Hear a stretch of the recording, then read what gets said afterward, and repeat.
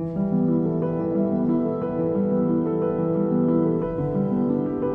vais juste vous dire bravo. Bravo parce que vous avez été audacieux. Bravo pour tous ceux qui ont un moment hésité. Et pour ce que vous avez fait, bravo. Et l'idée de Jean-Marc, c'est de faire vraiment vivre l'égalité des chances, pour faire vivre les valeurs de la République, mais en même temps pour révéler à eux-mêmes des jeunes. La jeunesse est une promesse, l'Île-de-France c'est une promesse. Sous la thématique « Toi, moi, notre histoire », vous avez mis des mots sur vos parcours, sur vos espoirs, sur vos blessures parfois, mais surtout sur le lien qui doit tous nous unir. Cette République qui doit tout rendre possible. Et c'est ça le rêve républicain, c'est permettre à chacun de prendre la plume, de s'exprimer et de participer à la conversation nationale. Dans nos quartiers populaires, mais aussi dans nos villages, dans nos écoles, il y a des talents immenses, vos histoires elles comptent et vous avez votre place dans ce grand récit de la République. Vous êtes la plus belle démonstration de ce rêve républicain. Je suis hyper honorée d'être présente aujourd'hui pour ce merveilleux livre, Toi, moi, notre histoire. C'est un rêve républicain, c'est un rêve citoyen, c'est le rêve finalement d'une vie pour moi. Je rêve d'écrire depuis que je suis toute petite. C'était incroyable. La cérémonie de ce soir, elle est folle. Il y a plein de moments où j'ai été émue entre les lectures qui ont été faites, des textes qu'on retrouve à l'intérieur. Merci la région, merci l'agence Oriane, merci l'Accordé littéraire, merci Expression de France. Moi, je suis particulièrement ému en fait de cette soirée. En fait, c'est la joie des gens qui ont participé, moi qui me touche particulièrement. Il y a quelque chose dans la pratique de l'écriture qui réclame une forme de validation, ce à quoi on donne de l'intérêt. Quelque part, c'est leur personne, c'est leur sensibilité, c'est leur regard sur les choses.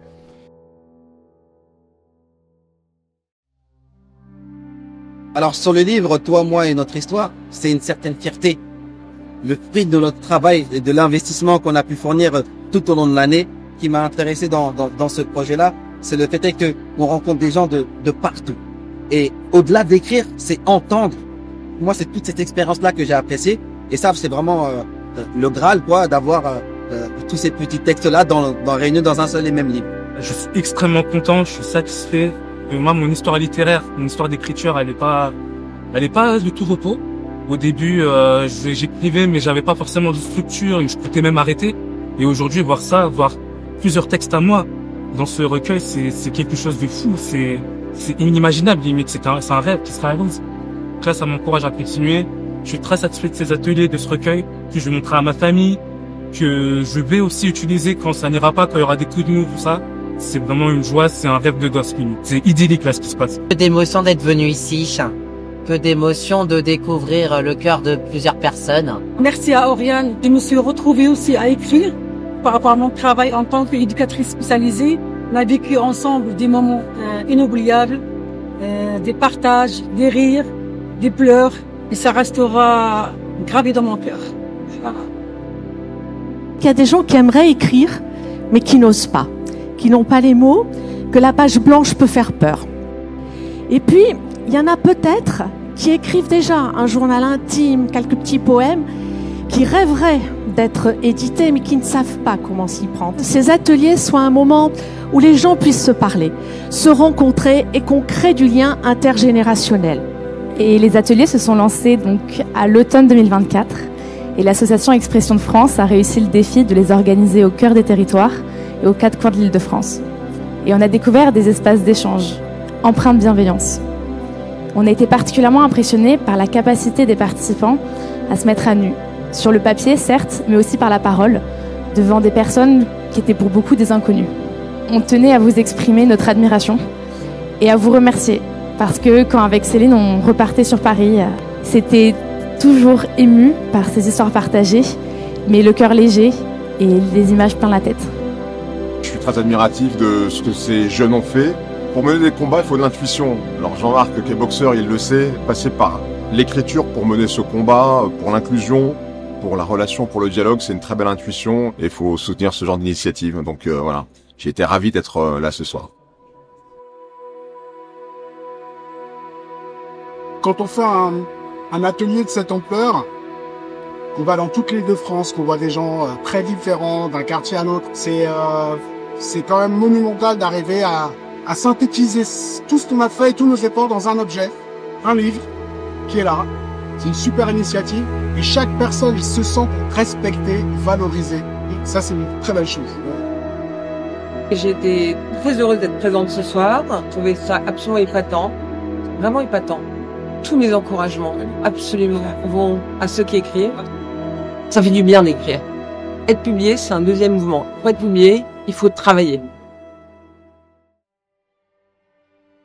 Il y a tellement de clichés romantiques autour de la littérature, autour de la figure de l'écrivain.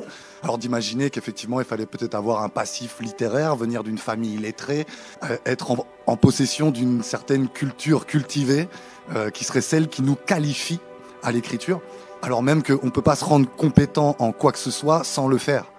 C'est précisément écrire qui nous rend à terme compétents à écrire. Je pense que dans la recherche du geste d'écriture, il y a une forme de dialogue avec soi-même, une forme de dialogue avec son environnement et avec son identité. J'ai trouvé mon chemin dans l'écriture quand j'ai commencé à la ramener à mon propre langage, à mon propre univers, à mes propres références, aller vers ce geste. Voilà, il y a quelque chose où sortir de cette solitude, c'est quelque chose de très intéressant de pouvoir se confronter à d'autres gens qui écrivent et de voir que finalement on est animé par des volontés, des sensibilités communes. Il est tard, il fait nuit, je suis devant l'arrêt de bus, j'attends mon bus. À chaque fois que je vois cet homme à l'arrêt, mon cœur fait un bond en arrière. Des larmes coulent à cause du froid et quand je rentre dans le bus, par la fenêtre, je le cherche. Juste une dernière fois. J'aurais voulu te voir. Hélas, j'oublie petit à petit ton visage d'enfant. Et si seulement je savais comment me débarrasser de ces photographies en noir et blanc qui sentent le tabac froid. Mais comment peut-on forcer l'amour d'un père qui n'est pas? Alors je te retrouve à travers des hommes que j'ai pu rencontrer, tels des mentors. Ils me conseillent, m'écoutent, apaisent mes doutes, étouffent mes colères quand celles-ci prennent trop de place.